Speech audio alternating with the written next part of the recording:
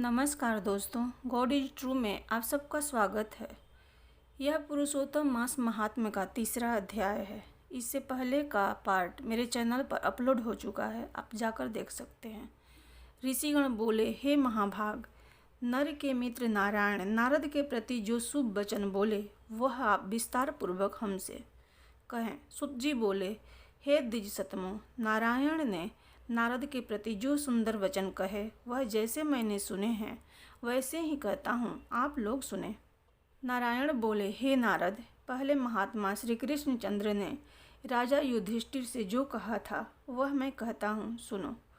एक समय धार्मिक राजा अजातशत्रु युधिष्ठिर छल प्रिय धृतराष्ट्र के दुष्ट पुत्रों द्वारा द्यूत क्रीड़ा में हार गए। सबके देखते देखते अग्नि से उत्पन्न हुई धर्मपरायणा द्रौपदी के बालों को पकड़कर दुष्ट दुशासन ने खींचा और खींचने के बाद उसके वस्त्र उतारने लगा। तब भगवान श्री कृष्ण ने उसकी रक्षा की। पीछे पांडव राज्य को त्याग काम्यक वन को चले गए। वहाँ अत्यंत क्लेश से युक्त वे वन के फलों को खाकर जीवन बिताने लगे। जैसे जंगली हाथियों के शरीर में बाल रहते हैं, इसी प्रकार पांडवों के शरीर में बाल हो गए। इस प्रकार दुखित पांडवों को देखने के लिए भगवान देवकी सुत मुनियों के साथ काम्यक वन में गए।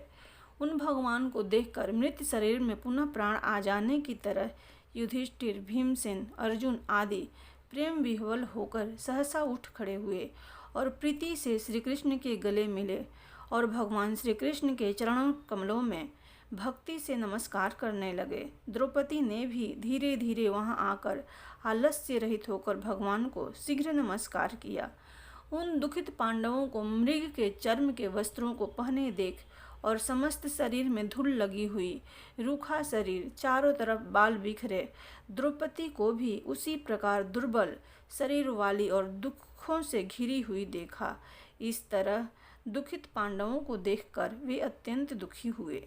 भक्त वत्सल भगवान धृतराष्ट्र के पुत्रों को जला देने की इच्छा से उन पर क्रुद्ध हुए। विश्व के आत्मा, बाहों को चढ़ा गुरेर कर देखने वाले, करोड़ों काल के कराल मुख की तरह मुख वाले, धधकती हुई प्रलय की अग्नि के समान उठे हुए, ओठों को दांत के नीचे जोर से दबाकर तीनों लोकों को जला देने की तरह ऐसे उद्धत हुए जैसे श्री सीता के वियोग से संतप्त भगवान रामचंद्र को रावण पर जैसा क्रोध आया था।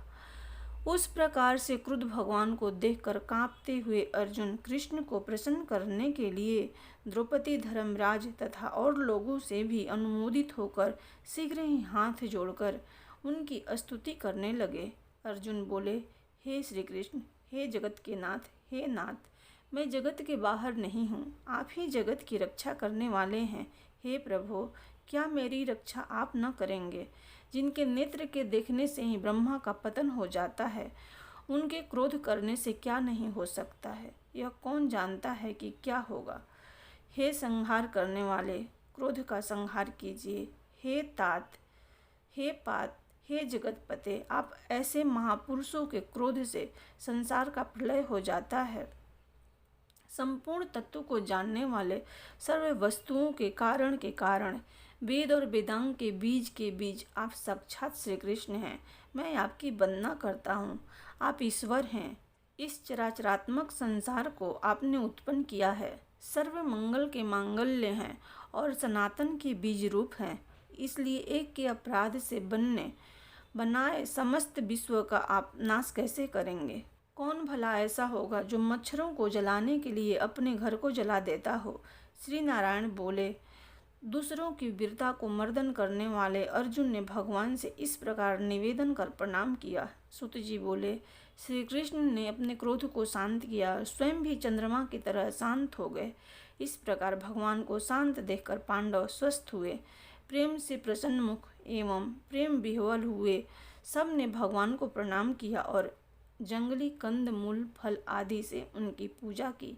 नारायण बोले, तब शरण में जाने योग्य भक्तों के ऊपर कृपा करने वाले श्री कृष्ण को प्रसन्न जान विशेष प्रेम से भरे हुए नर में अर्जुन ने बारंबार नमस्कार किया और जो प्रश्न आपने हमसे किया है वही प्रश्न उन्होंने श्री कृष्ण से किया। इस प्रकार अर्जुन का प्रश्न सुनकर श्री कृष्ण क्षण मात्र मन से सोचकर अपने सुहृद पांडवों को और व्रत को धारण की हुई द्रौपदी को आश्वासन देते हुए वक्ताओं में श्रेष्ठ श्री कृष्ण पांडवों से हितकर वचन बोले। श्री कृष्ण बोले, हे राजन, हे महाभाग, हे विभत्सो, अब मेरा वचन सुनो। आपने यह प्रश्न अपूर्व किया है। आपको उत्तर देने में मुझे उत्सुकता नहीं हो रहा है। इस प्रश्न का उत्तर गुप्त से भी गुप्त है, ऋषियों को भी नहीं विदित है। फिर भी हे अर्जुन, मित्र के नाते अथवा तुम हमारे भक्त हो, इस कारण से हम कहते हैं, हे सुवर्त, वह जो उत्तर है वह अति उग्र है, अतः कर्म से सुनो। चैत्र आदि जो 12 मास निमेष महीनों के दोनों पक्ष, घड़ियाँ, प्रहर, त्रिप्रहर, 6 ऋतुएं, मुहूर्त, दक्षिणायन और उत्तरायण, वर्ष, चारों युग, इसी प्रकार परार्ध तक जो काल है, यह सब और नदी, समुद्र, तालाब, कुएं, बावली, गढ़इयाँ, सौतें, लता, औषधियाँ, वृक्ष, बांस आदि पेड़, वन की औषधियाँ, नगर, गांव, पर्वत, पुरियाँ, ये सब मूर्ति वाले हैं और अपने गुणों से पूजे जाते हैं। इनमें ऐसा कोई अपूर्व व्यक्ति नहीं है जो अपने अधिष्ठात्री देवता के बिना रहता हो। अपने अपने अधिकार में पूजे जाने वाले ये सभी फल को देने वाले हैं। अपने अपने अधिष्ठात्री देवता के युग के महात्म्य से ये सब सौभाग्यवान हैं। हे पांडुनंदन, एक समय अधिक मास उत्पन्न हुआ। उस उत्पन्न हुए असहाय निंदित मास को सब लोग बोले कि यह मलमास सूर्य की संक्रांति से रहित है, अतः पूजने योग्य नहीं है। यह मास मल रूप होने से छूने योग्य नहीं है और शुभ कर्मों में अग्राह्य है। इस प्रकार के वचनों को लोगों के मुख से सुनकर यह मास निरुद्धोग, प्रभाव रहित, दुख से घिरा हुआ, अति खिन्न मन, चिंता से ही ग्रस्त मन और व्यथित हृदय से मरणासन की तरह हो गया। फिर वह धैर्य धारण कर मेरी शरण में आया। हे नर, वैकुंठ भवन में जहाँ मैं रहता था वहाँ पहुँचा और मेरे घर में आकर मुझ परम पुरुषोत्तम को इसने देखा। उस समय अमूल्य रत्नों से जटित स्वर्ण के सिंहासन पर बैठे मुझको देखकर वह भूमि पर साष्टांग दंडवत कर, हाथ जोड़कर, नेत्रों से बराबर आंसुओं की धारा बहाता हुआ धैर्य धारण कर गदगद वाणी से बोला। सुत जी बोले, इस प्रकार महामुनि बद्रीनाथ कथा कहकर चुप हो गए। तब नारायण के मुख से कथा सुन भक्तों के ऊपर दया करने वाले नारद मुनि पुनः बोले।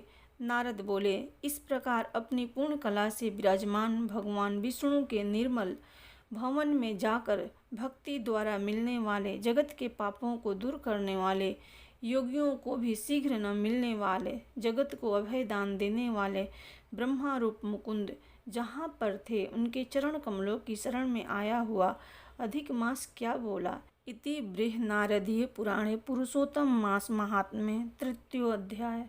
प्रेम से बोलो भगवान विष्णु की जय।